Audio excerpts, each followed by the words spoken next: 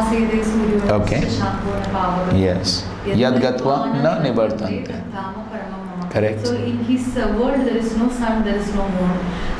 There is no need. No need. So there is a specific departmental manager. I don't know. Is it like that? But still, you see, the Ras Leela is performed on which night? Full moon night. Oh. He can create his own moon. Spiritual world. But In the spiritual world. So it happens in the spiritual world and it happens here, right? the full moon day maybe. So the full moon is not there, Sharad Purnima is not there in the spiritual world. Krishna can create any moon. So Krishna by his Leela Shakti can create the moon, he can create the sun, he can create anything for his pastimes. What is not possible for him? If he can create a sun and moon here, why he cannot create there? So it's all possible. Everything is like, you just think and then meditate. Yes. Like Rishabhati come and incarnation, so on, the Indra don't give her, he can create that thing. Yes. He can do that. Yes, everything is possible. In the Brihad Bhagavatamrita, there is a description of the moon, of the sun, even in the spiritual world. Yes. And there is that's bewildering because generally the devotee says there is no demon, but Sanatana Goswami write extensively about Kamsa in the spiritual world and demon. Yes, so of course, I heard once from Jananvas Prabhu here itself he was giving a class, and he said that actually in the spiritual world the killing of demons is not there, but there is what you can say, there is a rumor, that's the right word, a rumor that there is a demon. The demon is coming, such and such demon is coming. Everyone gets excited. And so that's how this whole pastime that takes place. But actually the killing of demons happens only here in the material world, this Vrindavan, Bhauma Vrindavan. Here the actual killing of demons takes place. Otherwise there's no actual killing of demons. That's what I heard. I read Brihad Bhagavatamrita and I became certified Sanatana Goswami writes that the demons are killed and they are revived again and again, and they can be eternally satisfying Krishnas, and like this there is rumors and there is a substantial reason to have rumors, and so periodically Krishna leaves to Vrindavan, but he does not have to kill many demons around the world. He just kills Kamsa and he comes very quickly back. And in the same time there is Kaliya, and he performs rasa dance with the gopis on the head of Kaliya. So the pastimes are totally different. Yes. There's personality of them. Okay. But it's not like the demons in this world. But there is no chance of a demon entering to the spiritual world, right? Those who leave the false ego and all, pride, prestige, intelligence, everything, they only enter Correct. the world of So that's why they're not like demons in this world, demons which comes as sense and they're actual demons. But in the spiritual world, they're not like that demons, isn't it? Yeah, they're also eternal associates of the Lord, but they're just having pastimes, fun. So it's just like a drama. Somebody becomes a demon, somebody does this, somebody does that. It's all Leela. Pastime. Yes. Variety.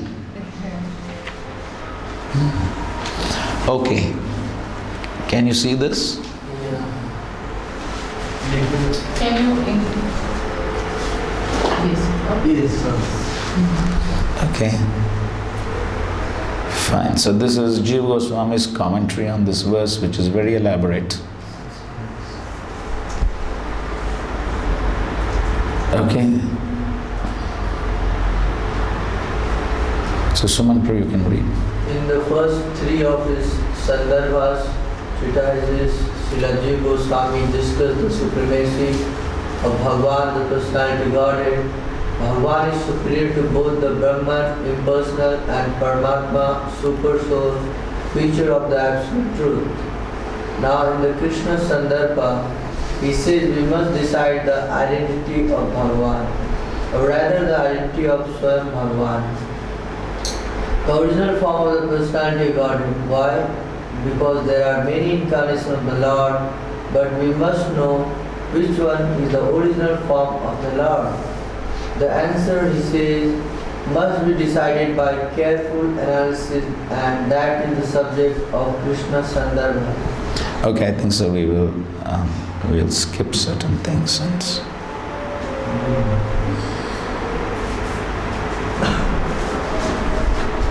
Okay, you can read from the essential verse. Sorry.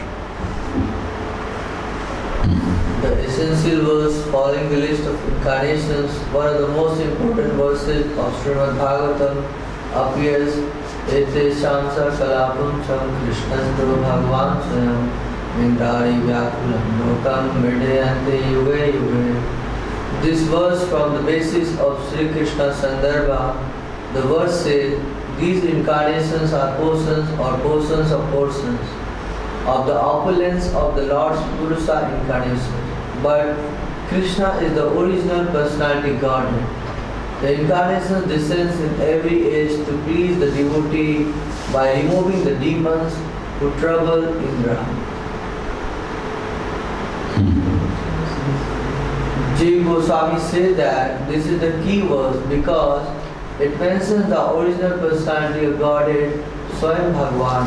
Indeed, it states categorically that Krishna is that original personality Godhead. There are several verses in Bhagavatam about Krishna, but none are so definite and clear. So he calls this verse the imperial verse because it can defeat all others. He therefore analyzes this verse in great detail, word by word.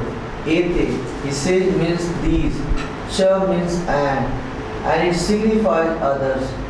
So Ete Cha refers to the 22 incarnations listed and before them the Purusa avatars, the three forms by which Vishnu oversees the creation. It also includes the unlimited other incarnations not listed. Although these others are not directly mentioned, they are implied in the Sanskrit by the word cha. Okay, clear? Ete cha. So Ete refers to all these, that is those 22 plus the 3 Purusha incarnations, and cha includes the unlimited incarnations not mentioned, all of them. Okay, next. The word amsa means section or portion. It applies to expansions and expansions of expansions. The word kala means opulence. The word pumsa means person. And Sri Goswami says that it is a synonym for Purusa.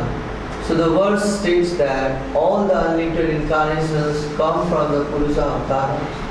One of the 6 standard methods of analyzing a text is to see whether the opening statement and the concluding statements confirms each other.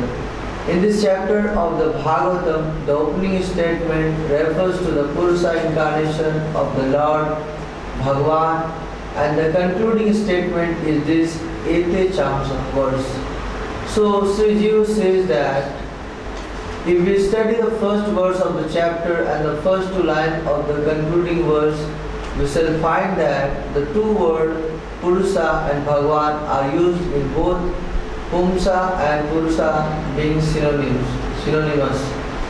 Both verses then state that all the incarnations come not directly from Krishna but from the Purusa avatars. And Krishna is Swayam Bhagavan, the personality Godhead himself.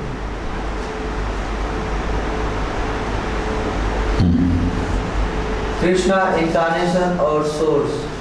So now we may ask, who exactly is Krishna? Earlier the 23rd verse of the chapter states that Krishna and Balram appeared in the Vrishni dynasty as the 19th and 20th incarnation.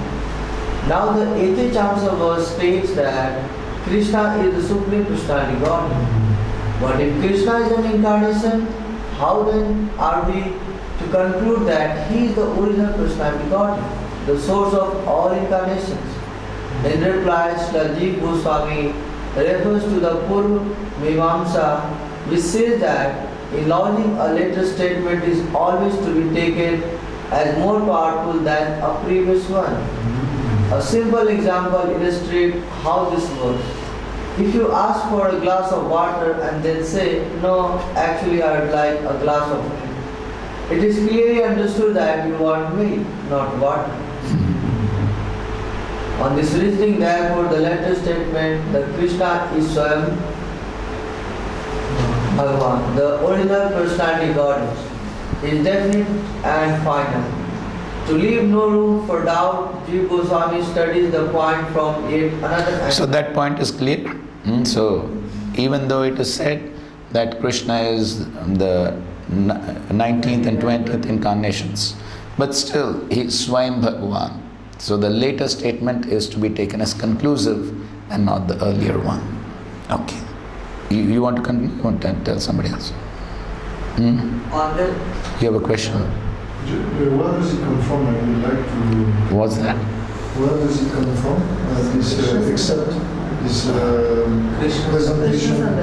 Krishna Sandarbha. Yes. On this reasoning, therefore, the later statement that Krishna is Swayam Bhagavan, the original personality of Godhead, is definitive and final. To leave no room for doubt, Jiva Goswami studies the point from yet another angle.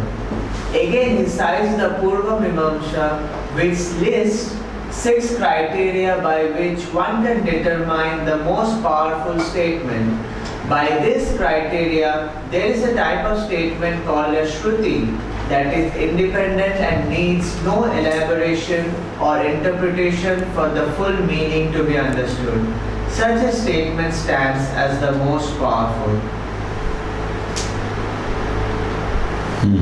By this guideline, the statement Krishna's to Bhagavan Swayam is a Shruti.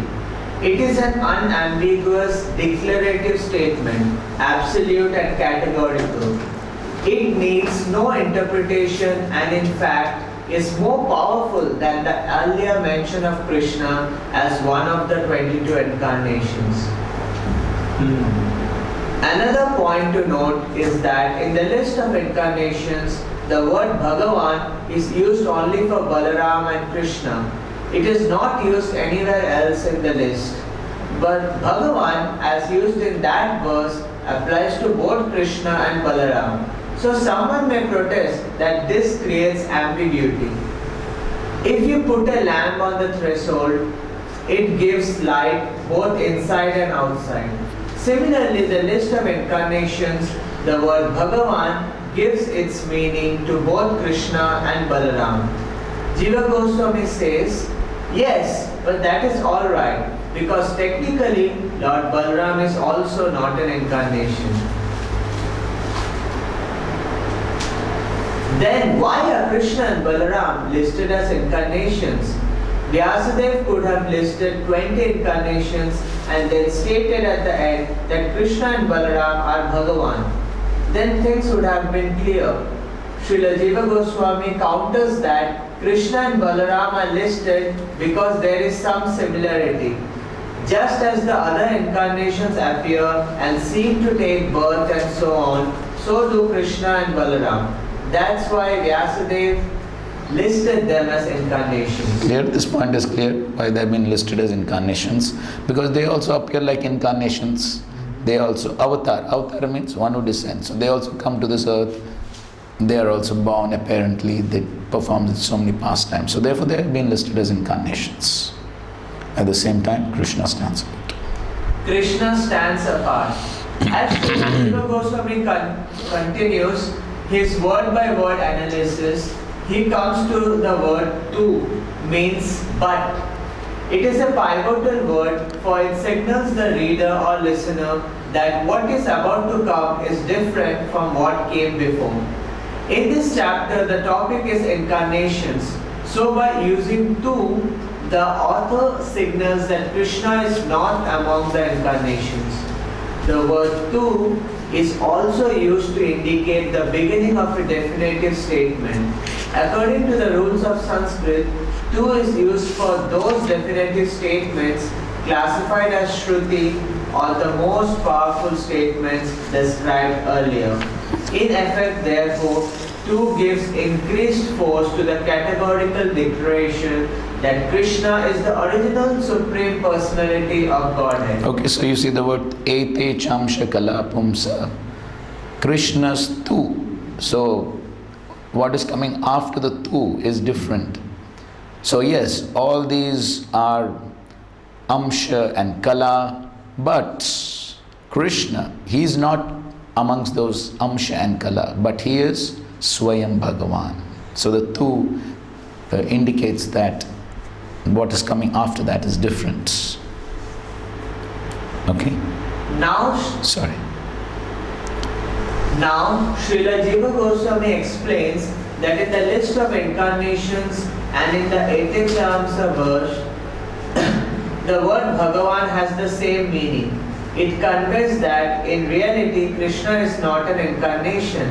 In fact, he is not even the source of incarnations. He is the source of incarnations. As Srila Why it is said like that? Source of incarnations. Because all incarnations come from Shirodaksha. Yes, so the source of incarnations is Shirodaksha Vishnu. Therefore, he is the source of incarnations.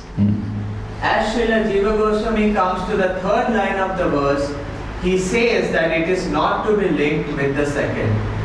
In this 4-line verse, the second line stands alone because its theme completely differs from what appears in the other three. The use of the word tu serves to separate the second line from the rest of the verse.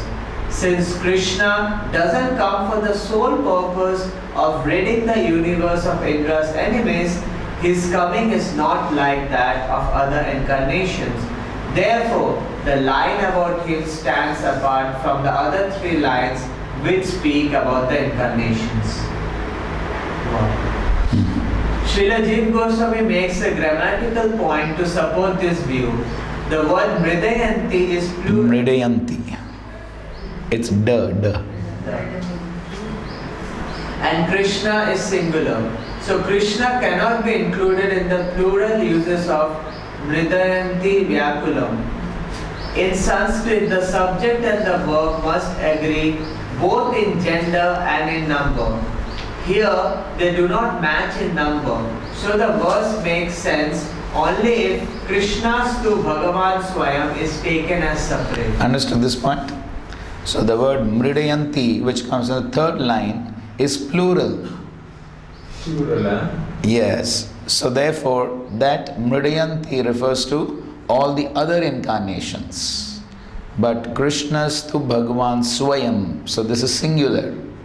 So therefore, the second line, Krishna's tu Bhagavan Swayam, is to be taken separate and cannot be included along with the Mridayanti, which is plural, which refers to all the other incarnations who come to destroy the demons and all that. So Krishna's main purpose is not just that.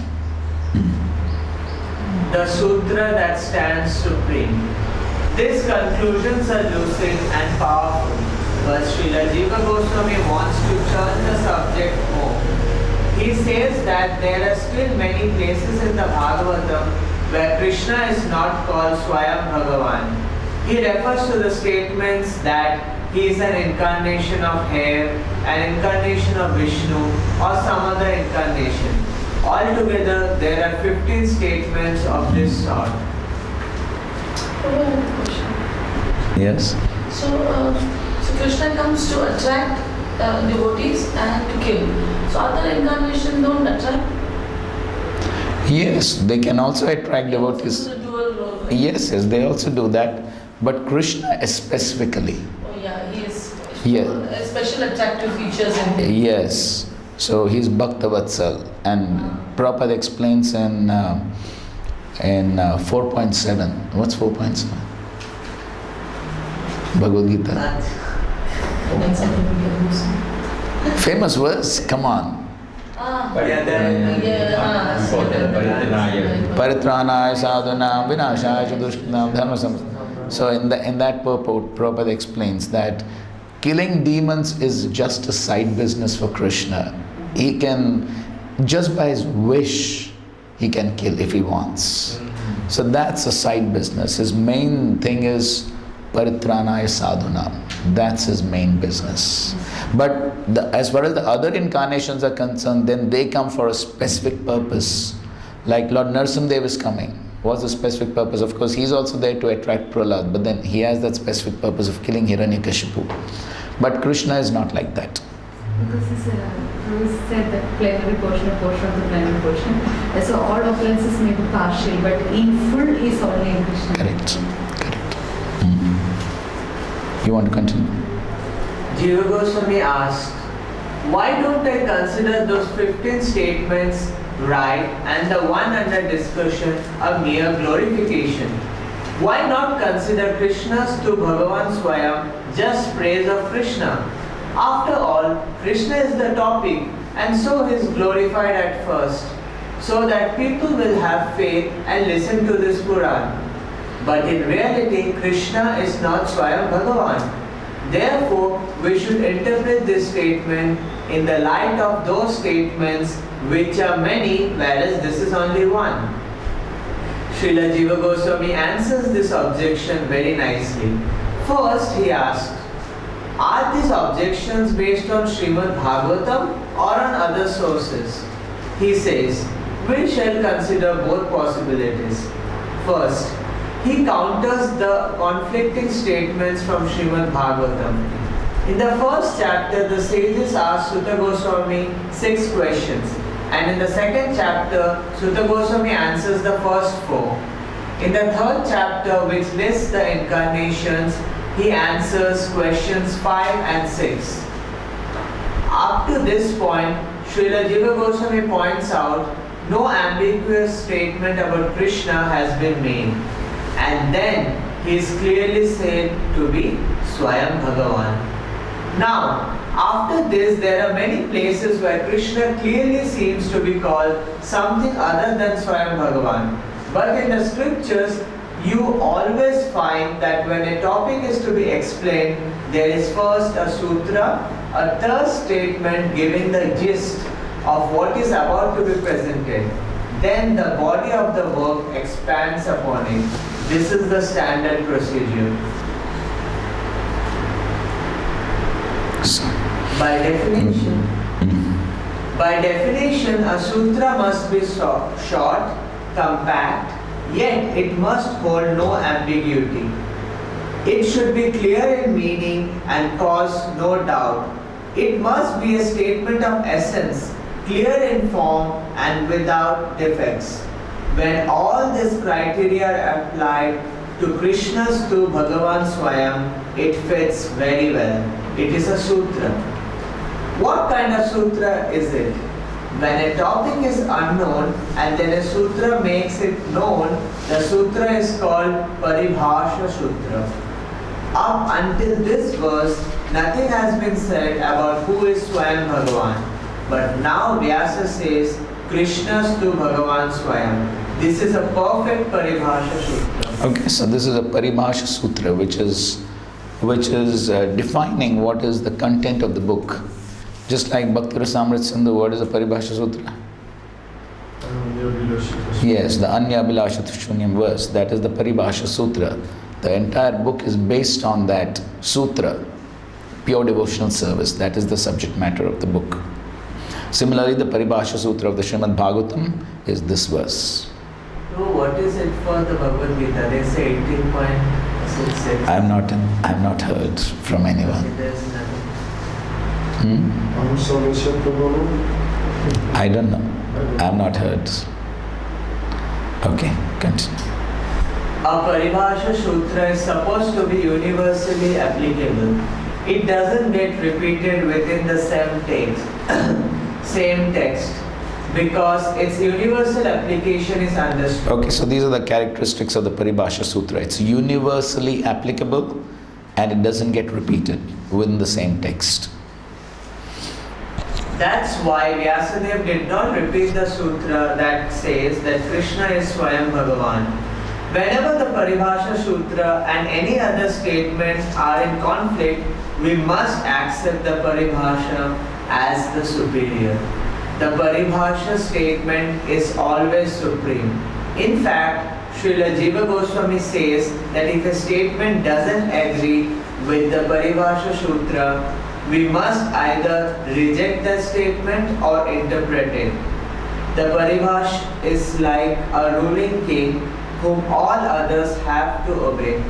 If they don't obey, then it is our duty to make them obey. So that is why we find that you will find and throughout the Bhagavatam, whenever there is criticism of Krishna by the demons, you'll find it in the case of Hiranyaksha, you find it in the Govardhan Puja, you find Indra is criticizing Krishna, this talkative, childish person. So many adjectives he uses. So whenever such criticism is there, the acharyas always turn criticism into glorification. Right? You find that in the Bhagavatam, many places. So why? Because the Paribhasha Sutra has to be established that Krishna is Swayam Bhagavan. So he cannot be criticized. So therefore, of course, the acharyas comment that Saraswati also gives such words to the demons that those words can actually be turned into glorification. Right? So they also use appropriate words by the mercy of Saraswati. Actually, Krishna has taken this avatar to kill Kamsa and all other things. But this is not to everyone, even Brahma and Indra.